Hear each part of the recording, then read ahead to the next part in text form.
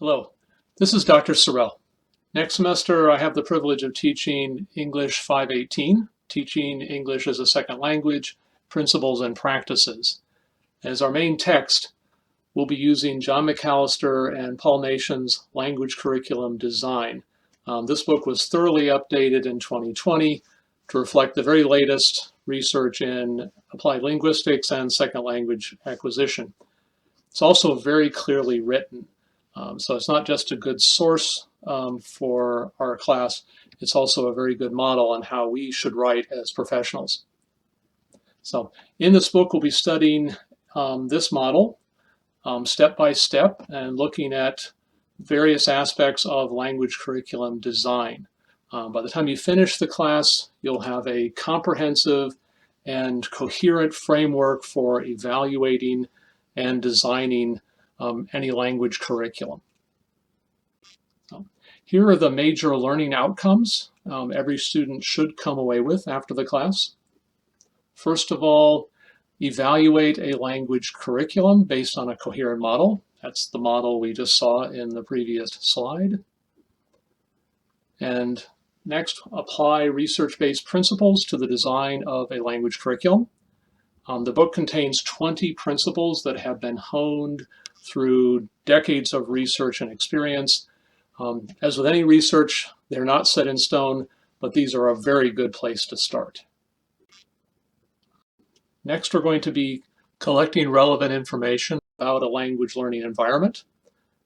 We'll explore a range of factors that can influence your language curriculum design. Could be how many students are in the class, how long they're going to be in the class, all the way up to government policies or social attitudes toward the language. Next, we'll look at assessing the language learning needs of an individual or a group. The authors called this the GPS of language learning, and it will go far beyond simply asking the learners what they want to learn. We'll be looking at the curriculum from multiple scales, from the program level to course level to putting together the lessons within an individual course to the techniques and tasks that you have within a lesson. So we'll be looking at all of those different levels. And before the class finishes, you will be creating your own lesson plans and teaching them in some context. All right, finally, we'll identify a variety of evidence of language learning. As with any planning, we need to check that it's actually achieving the goals that have been set.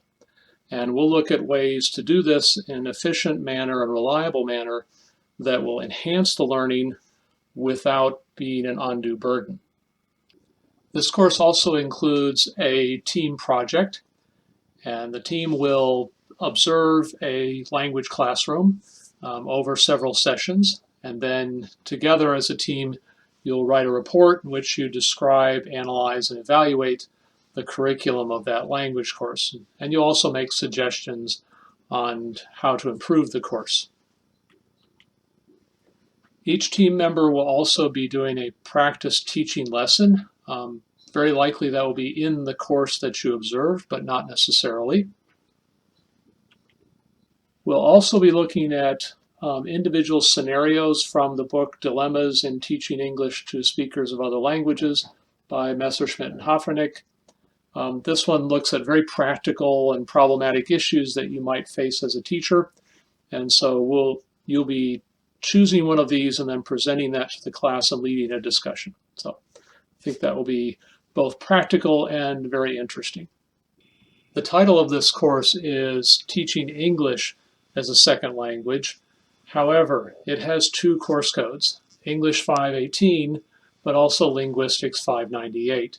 And that's because the model that we're looking at, the principles and practices that we'll be examining, are really applicable to any language instruction context, whether it's a gestural language or an oral language. It doesn't really matter what you're teaching. This course is going to be able to help you design your course from the curriculum level down to the lesson plan level. So if you are going to be teaching or already teaching another language other than English, and maybe you don't even have a background in language teaching, this is the course for you. So come join us. We can help you examine your language teaching and give you principles that you can base your instruction on. So last year when we taught this course last time, we had students who were learning or teaching at least 8 different languages. So come join us. I think this course will be very useful regardless of your background. So if you have any questions and you'd like to discuss whether or not this course will be a fit for you and your program, feel free to email me. I'd love to talk to you. So hope to see you soon.